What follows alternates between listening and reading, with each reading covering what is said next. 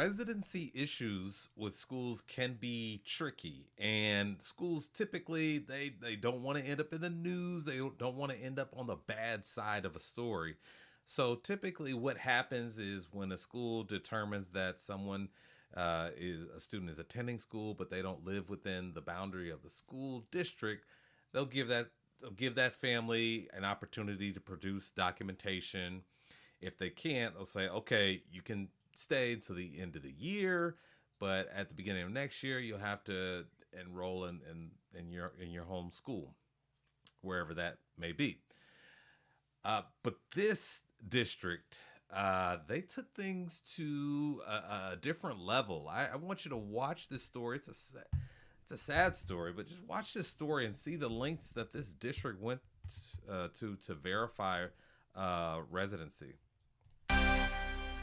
A Baltimore County family that was the subject of a school investigation into where they live says school leaders should be held to the same standards. And as Project Baltimore's Chris Papps explains, as of now, the requirements are different depending on who you are within the school system. For Amanda Graves. Oh my goodness, it affected us tremendously. And her daughter Kirsten Bailey. I lost a lot of my education. I lost a lot of my friends. Reliving the experience is difficult. It started with them sitting outside of my house, taking videos of me, taking pictures. They wanted to see her room where she slept at. I've never, ever heard of a school doing that. That sounds extreme to me. First of all, like what school official is doing that? Do they contract that work out? Is that an assistant superintendent who's doing that? Do they have people on staff to do these types of investigations? Y'all literally did all of that with me. Put the head of the school. If I don't live here, then where do I live? Where do I live? If I don't live here, then where do I live? Kirsten, in 2019, was removed from Halstead Academy due to a residency dispute with Baltimore County Public Schools. So the school system did an entire investigation into your daughter? Yes. And determined that she does not live here? Yes. Bored from drawing with papers, I just wanted to draw on the walls. After Kirsten was kicked out of school 6 years ago, the family called Project Baltimore. It took nearly 2 months, but Fox 45 News was able to obtain documents showing Kirsten did live at her address. Soon after, She's enrolled. And so that's just a really bad look, and usually schools are averse to being put in these types of situations. They also work with lawyers who are also extremely averse to any kind of risk. So I'm surprised that it got this far. So now here you see, the student is back in school, but the family, they had to get some help in order to make that happen.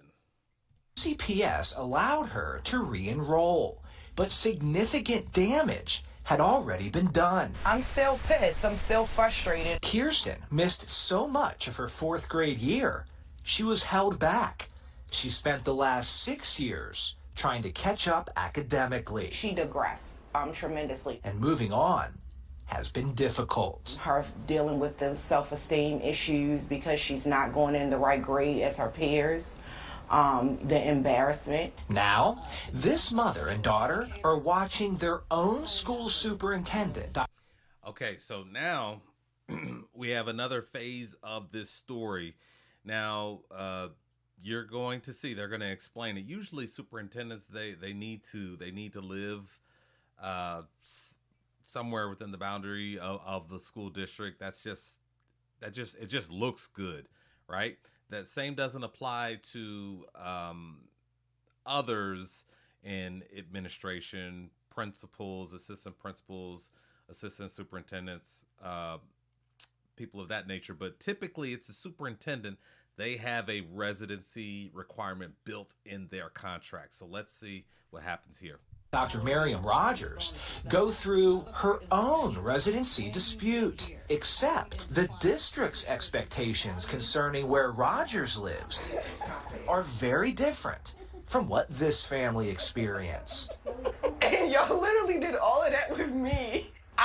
because how stupid it is. The Maryland Inspector General for Education on April 1st released a report stating the superintendent appears to have violated her contract by not residing in Baltimore County within 1 year of starting the job.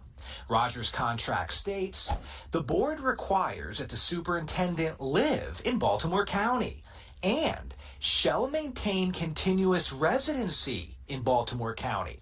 But 1 week after the IG's reports, Baltimore County School Board Chair Jane Lichter defended the superintendent. The contract does not require her to live alone, to have her name on a lease, or to reside at the location every single day.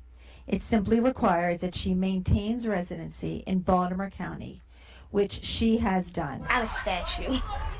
Remember, this family had a school investigator sit outside their home, watching them come and go.